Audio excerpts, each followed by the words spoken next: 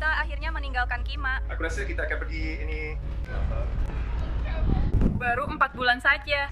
Petunjuk baru dan bukti baru memulai pencarian baru untuk Lynette Hooker. Hampir 2 bulan setelah suaminya mengatakan dia hilang di laut. Dan sekarang cerita Brian Hooker sedang diselidiki. Aku akan memberitahumu alasannya. Aku Anjanette Levy dan ini adalah Law and Crime.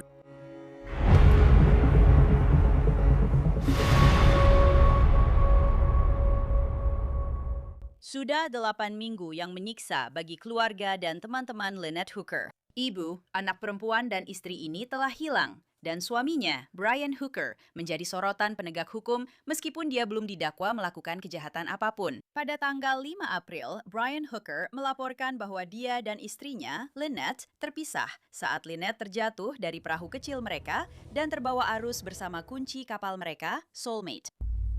Akhirnya meninggalkan Kima. Saya rasa kami akan meninggalkan. Baru 4 bulan berlalu. Pasangan itu suka berlayar dan bahkan tinggal di kapal layar mereka. Mereka mendokumentasikan petualangan mereka di akun TikTok mereka, The Sailing Hookers, dan juga di YouTube. Hari kedua menyeberangi Teluk Meksiko. Mereka melakukan semuanya, berlayar, menyelam dengan scuba, paddleboarding.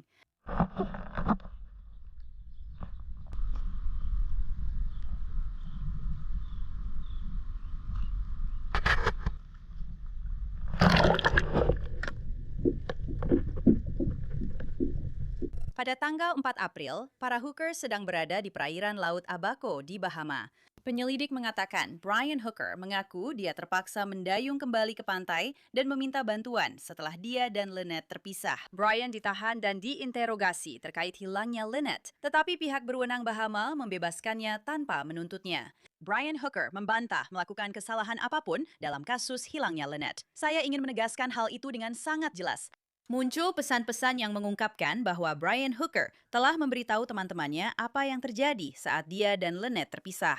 Seorang teman menulis, apakah kami baru saja melihat kalian di berita? ABC World News mengatakan Lynette jatuh dari perahu. Hooker membalas, ya bro, sayangnya begitu. Jatuh dari perahu kecil dan ombaknya cukup besar saat kembali ke kapal layar. Angin meniupku menjauh darinya dan dia berenang menuju kapal layar. Lalu kami saling kehilangan jejak dengan cukup cepat karena saat itu hampir matahari terbenam. Aku terombang-ambing dan mencoba mendayung dengan satu dayung selama 7 jam berikutnya, sampai aku terdampar di belakang pantai pulau berikutnya, dan akhirnya bisa mendapatkan bantuan. Sampai sekarang, kami masih terus mencari. Banyak hal sedang terjadi sekarang, tapi aku berterima kasih karena kamu sudah menanyakan kabar kami. Masuk berita itu beban yang besar, dan aku baru saja menerima telepon dari organisasi berita pertama yang menelponku beberapa menit yang lalu. Teman itu menjawab, kamu ada dalam doa kami. Hooker membalas, terima kasih teman, keluarga kami sedang mengalami masa yang sangat berat sekarang. Tim pencarian dan penyelamatan baru saja menelpon dan mengatakan mereka sudah mencari di banyak area hari ini, tapi belum ada hasil. Mereka akan kembali mencari besok, tapi badai akan datang hari Rabu. Brian Hooker juga menelpon seorang teman dan rekaman panggilan itu diposting secara online. Ia pada dasarnya terpental dari perahu karet di tengah angin kencang, sekitar 20-an knot yang tiba-tiba muncul. Dan itu terjadi saat perjalanan pulang ke perahu karet yang jaraknya sekitar setengah sampai 3/4 mil. Tahu. Yang jelas kami tidak mengenakan jaket pelampung. Saat itu matahari terbenam dan matahari benar-benar tenggelam sekitar 10 menit setelah dia jatuh. Bukankah kita itu ikut terbawa bersamanya? Karena itu tidak terpasang ke apapun atau siapapun. Dan dia membawa kunci cadangan perahu karet di tas kedap airnya yang ada bersamanya. Tapi putri Lynette, Carly Aylesworth, sudah meragukan cerita ayah tirinya sejak awal. Dia berbicara kepada Law and Crime pada bulan April. Menurutku, satu-satunya hal yang mereka punya sebagai bukti hanyalah pesan teks yang menyatakan masalah hubungan di masa lalu. Dan saat ini, semuanya hanya seperti desas-desus, bukan bukti nyata. Tapi aku tidak tahu apakah nenekku atau teman ibuku punya lebih banyak bukti. Karena ibuku tidak pernah terlalu banyak curhat padaku soal masalah hubungannya. Tapi aku hanya bilang kalau hubungan mereka memang tidak selalu mulus. Aku bilang ini ke penjaga pantai waktu kami bicara, dan aku bilang hubungan mereka memang tidak selalu mulus. dan jadi lebih buruk saat mereka minum alkohol. Jadi aku hanya khawatir karena dia pernah mengancam di masa lalu. Jadi aku hanya ingin memastikan kalau amarahnya tidak menguasai dirinya, dan dia tidak melakukan sesuatu yang tidak bisa dia perbaiki. Jadi aku hanya ingin memastikan bahwa itu memang murni kecelakaan sebelum aku berpikir kecurigaanku benar. Carly Aylesworth mengklaim bahwa Brian Hooker bisa menjadi kasar saat dia minum alkohol. Saya telah mendengar dari teman-temannya yang lain bahwa dia mengatakan tidak aman berada bersamanya. Karena ketika dia marah, dia bisa menjadi menakutkan dan suka melakukan kekerasan. Saya belum pernah melihat dia benar-benar memukul seseorang, tapi dia memang suka menyerang leher dan mencekik. Jadi, ya, Dan kamu sudah melihat itu. aku pernah menyaksikan dia melakukan itu pada putrinya sebelumnya. Jadi, sepertinya Carly Aylesworth tidak mempercayai apa yang dikatakan ayah tirinya. Dan tampaknya penjaga pantai Amerika Serikat juga tidak mempercayainya. Pada tanggal 14 Mei, penjaga pantai mengumumkan bahwa agen dari unit investigasi telah menyita kapal layar Hooker Soulmate. Penjaga pantai memposting foto-foto yang menunjukkan para agen menyita Soulmate sebagai bagian dari penyelidikan kriminal yang sedang berlangsung. Siaran pers mengatakan kapal tersebut disita 40 mil laut dari pantai Melbourne, Florida, selama operasi pengawasan dan pencegatan yang kompleks. Nah, itu terjadi pada tanggal 14 Mei. Dan sekarang, sekitar 2 minggu kemudian, CBS News mengutip sumber yang mengetahui penyelidikan tersebut, mengatakan bahwa cerita Brian Hooker tidak sesuai dengan bukti yang telah dikumpulkan dan dianalisis oleh para penyelidik. CBS News melaporkan bahwa otoritas Bahama telah memberikan izin kepada penjaga pantai untuk melakukan pencarian di wilayah Laut Abaco yang sebelumnya belum pernah dicari. Setelah data GPS dari Soulmate tampaknya menunjukkan cerita yang berbeda dari yang diceritakan Brian Hooker. NBC News mengutip seorang sumber yang mengatakan bahwa para penyelam mencari di area yang salah di Laut Abaco berdasarkan apa yang dikatakan Brian Hooker kepada mereka. Dan sekarang, para penyelam berencana untuk kembali ke area yang benar berdasarkan data GPS yang dikumpulkan dari Soulmate. Saya sudah menghubungi penjaga pantai. Seorang juru bicara menolak berkomentar tentang laporan-laporan ini dengan alasan penyelidikan kriminal yang sedang berlangsung. Jadi, untuk membahas semua ini, saya ingin menghadirkan Alex Beer. Dia adalah seorang penyelam forensik. Dia sudah pernah melakukan hal seperti ini sebelumnya, melakukan pencarian di bawah air dalam kasus kriminal. Jadi, terima kasih banyak Alex sudah bergabung bersama saya sangat menghargainya. Terima kasih sudah mengundang saya. Apa pendapatmu tentang ini? Informasi baru apa yang kita dapatkan dari sini? Laporan berita menyebutkan bahwa penjaga pantai tampaknya telah menemukan bukti dalam data GPS yang menunjukkan bahwa cerita Brian Hooker tidak sesuai dengan data GPS tersebut. Laporan berita mengatakan bahwa pencarian dilakukan di area yang salah karena apa yang dia katakan. Sekarang mereka akan kembali dan mencari di area lain sekitar 25 kaki di bawah air. Apa pendapatmu tentang itu? Saya tidak terkejut. KEGIS, Layanan Investigasi Penjaga Pantai, melakukan pekerjaan yang luar biasa. Mereka adalah kelompok yang sangat berbakat. Jadi saya tidak terkejut bahwa mereka menemukan beberapa ketidaksesuaian dan mereka bisa mendapatkan lebih banyak informasi dari perangkat elektroniknya. Saya pikir itu selalu menjadi pertanyaan dan tentu saja menjadi fokus penyelidikan. Dan sekarang mereka sudah memilikinya. Saya tidak terkejut. Saya rasa jeda waktu ini tidak membantu mereka. Sudah sekitar 2 bulan sejak kejadian itu. Dan itu jelas tidak akan membuatnya lebih mudah. Itu pasti akan membuatnya lebih menantang bagi mereka. Dan itu tadi memang pertanyaan saya berikutnya. Sudah 8 minggu sejak Lynette hilang. Jadi air ini, misalnya, jika cukup bergelombang seperti yang diklaim oleh Brian Hooker, sehingga dia terpisah darinya, kamu tahu, dia pasti akan masuk ke bawah permukaan air. Misalnya dia, semoga tidak, tenggelam dan masuk ke dalam air. Dia pasti akan tenggelam ke dasar. Dan kemudian pada suatu saat, kamu tahu, proses alami akan berjalan sebagaimana mestinya. Ceritakan kepada kami secara garis besar apa yang terjadi ketika seseorang tenggelam, terutama di laut atau samudra yang ombaknya besar. Ya, ada fenomena yang disebut jenazah kembali mengapung.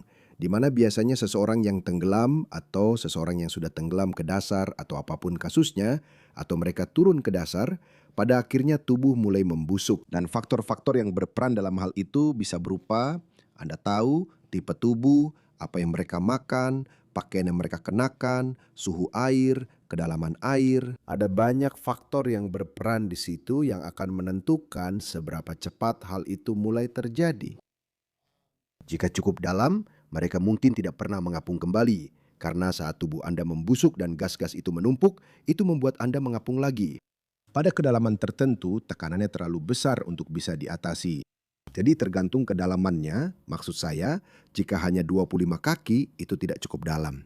Tapi, dan rentang waktunya di sana di Bahama dengan air hangat, tidak akan terlalu lama. Dan itu belum memperhitungkan hal-hal seperti pemangsaan, hewan, dan satwa liar yang kamu tahu untuk istilah yang lebih baik mungkin mencari makan di sana. Atau mungkin menyebabkan kerusakan lebih lanjut yang juga memengaruhi hal itu. Yang menarik bagi saya adalah garis waktunya di sini. Pada 14 Mei, penjaga pantai mengumumkan bahwa mereka telah menyita Soulmate. Dan sekarang kita sudah mendekati 2 minggu sejak itu. Kita baru saja melewati 2 minggu di mana laporan-laporan ini muncul bahwa mereka memiliki data GPS yang menunjukkan bahwa cerita Brian Hooker tidak sesuai dengan data GPS tersebut. Jadi mereka akan mencari di area lain. Menurut laporan berita, penjaga pantai telah diberikan izin oleh pemerintah Bahama untuk kembali masuk, mengirim penyelam, dan mencari di area lain. Tentu, Jadi saya yakin mereka sedang memeriksa segala sesuatu di kapal itu. Soulmate. Ada laporan sebelumnya tentang kamera inframerah di kapal yang mungkin telah diperiksa. Maksud saya, kapal-kapal ini saya kira dilengkapi dengan berbagai macam peralatan yang terus-menerus menyimpan data. Lalu ada juga ponsel Brian Hooker yang mungkin juga sedang mentransmisikan data. ya maksud saya, jenis investigasi seperti itu yang melibatkan perangkat elektronik, kamera, dan kartu memori memang memerlukan waktu dan membutuhkan sekelompok orang yang sangat terampil untuk masuk ke sana dan menggali informasi tersebut. Dan saya yakin itulah yang sedang mereka lakukan. Maksud saya, itu mungkin menjadi salah satu fokus investigasi mereka. Bahwa hal itu, Anda tahu, semoga akan memberikan mereka area tertentu untuk difokuskan.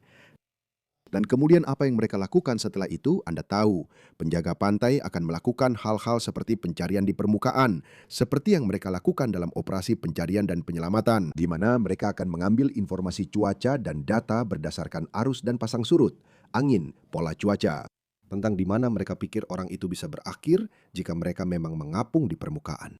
Dan mereka sangat ahli dalam hal itu. Lalu dari sudut pandang bawah air, kamu tahu, benda-benda itu tidak banyak bergerak. Kamu tahu, apapun yang mungkin ada di bawah sana, kemungkinan besar masih ada di sana. Dan saya tidak tahu. Saya tahu tim yang saya pimpin di sini di Florida, kami pernah melakukan penyelaman untuk penjaga pantai karena di daerah kami mereka tidak punya penyelam. Dan saya yakin mereka akan membawa tim yang dibutuhkan dan semua personel yang diperlukan untuk melakukan pencarian bawah air. Setidaknya untuk memeriksa area tersebut dan melihat apakah mereka bisa menemukan sesuatu yang menunjukkan bahwa dia pernah ada di sana. Jika kamu mendapat panggilan dari Coast Guard Investigative Services dan mereka berkata, "Hey Alex, kami akan mengirimmu ke Bahama dan kami ingin kamu melakukan penyelaman dan pencarian untuk melihat apa yang bisa kamu temukan," ceritakan padaku apa yang ada di pikiranmu saat kamu menerima panggilan itu dan tantangan apa yang akan kamu hadapi. Ya, menurutku hal pertama adalah membentuk tim kan, jadi mengumpulkan kelompok yang tepat. Ada orang-orang yang memang berbakat sebagai penyelam di tim saya yang sangat-sangat ahli dalam menemukan sesuatu. Dan kamu tahu, itu didapat dari pelatihan dan juga pengalaman. Jadi maksudku, setelah membentuk tim, apa yang akan kita bawa? Jenis apa, kamu tahu, tanpa mengetahui area tersebut. Hal-hal seperti skuter bawah air untuk penyelam, untuk melakukan pencarian yang lebih luas tanpa banyak usaha. Jadi kamu tidak terlalu banyak menghabiskan udara saat mencoba mengayuh kaki. Lalu setelah sampai di sana, memahami kondisi daratan dan airnya, dan melihat, kamu tahu apa yang sedang kamu hadapi. Lalu menyusun rencana. Bagaimana kita akan mencari ini? Apakah kita akan membaginya ke dalam petak-petak dan menyisir satu bagian demi satu, lalu menyingkirkan kemungkinan sedikit demi sedikit, menggeser area pencarian itu dan memperluas cakupannya sampai kamu tahu kita sudah mengerahkan segala upaya untuk menemukan bukti apapun yang berkaitan dengan kasus ini. Ini akan menjadi tantangan meskipun begitu. Maksudku, seperti yang sudah kita sebutkan, sudah 8 minggu berlalu. Maksudku, kemungkinan menemukan apapun. Maksudku, waktu sangat penting dalam kasus seperti ini. Jadi, kemungkinan menemukan apapun, Lynette masih bisa berada di bawah air. Maksudku, itu mungkin saja. Kita melihat apa yang terjadi dalam kasus Laci Peterson. Tapi itu perairannya berbeda. Ya, tentu saja. Keadaannya berbeda. Mereka percaya dia diberi pemberat dalam kasus itu. Kita sebenarnya tidak tahu semua keadaan yang melingkupi hal ini. Kita hanya punya cerita dari Brian Hooker, dan itu saja yang kita tahu. Kita tidak tahu apapun lagi yang mungkin terjadi di sini. Kita hanya punya spekulasi dan kecurigaan tentang apa yang mungkin telah terjadi. Jadi, maksud saya, seberapa besar kemungkinan dia masih berada di bawah air dan mereka akan menemukan sesuatu? Sangat sulit untuk dikatakan. Memang benar, kamu benar. Lamanya waktu memang tidak membantu penyelidikan ini untuk menemukan apapun. Bukan berarti itu tidak ada, tapi yang pasti ini tidak membuatnya jadi lebih mudah. Maksud saya, pada titik ini, di perairan laut tropis yang hangat, kamu akan mencari tulang, bukan yang lain. Jika itu tidak dipindahkan, atau jika memang benar dia ada di dalam air, bukan berarti dia tidak ada di sana. Kamu tahu. Tapi ini perairan yang berbeda dibanding kasus Laci Peterson. Kami pernah menangani kasus lama yang belum terpecahkan di sini, yang sudah berusia 50 tahun, di mana kami menemukan, kamu tahu, tulang dan sisa-sisa korban. Tapi mereka berada di kanal. Mereka tidak akan kemana-mana. Mereka berada di dalam mobil dan semacam terkurung. Tapi itu bukan tidak mungkin, tapi pasti jauh lebih sulit. Ada juga kemungkinan bahwa cerita Brian Hooker itu sebenarnya tidak benar. Ya, Tentu saja, iya. Bahwa dia tidak berada di air. Dia bisa saja berada di tempat lain. Kita tidak tahu itu, tapi mereka pasti punya kecurigaan bahwa dia ada di air jika mereka mengirim penyelam kembali ke sana. Atau mungkinkah mereka hanya mengeliminasi kemungkinan di area itu? saya rasa Anda ingin mengerahkan segala upaya semaksimal mungkin.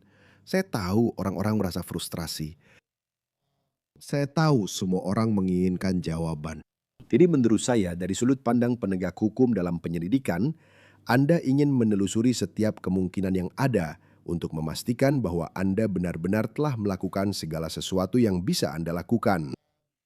Pendapat pribadi saya tidak melihat alasan mengapa Anda akan melakukan sesuatu di daratan di Bahama, di mana itu adalah gugusan pulau kecil dengan ruang yang tidak banyak. Seperti misalnya mengubur seseorang atau sesuatu seperti itu jauh lebih mudah. Menurut pengalaman saya, ketika orang ingin membuang sesuatu di sini di Florida, mereka melemparkannya ke mereka. Anda tahu, jika itu adalah senjata api yang digunakan dalam kejahatan, mereka melemparkannya ke danau atau ke kanal dengan berpikir, ya, tidak ada yang akan pernah menemukannya.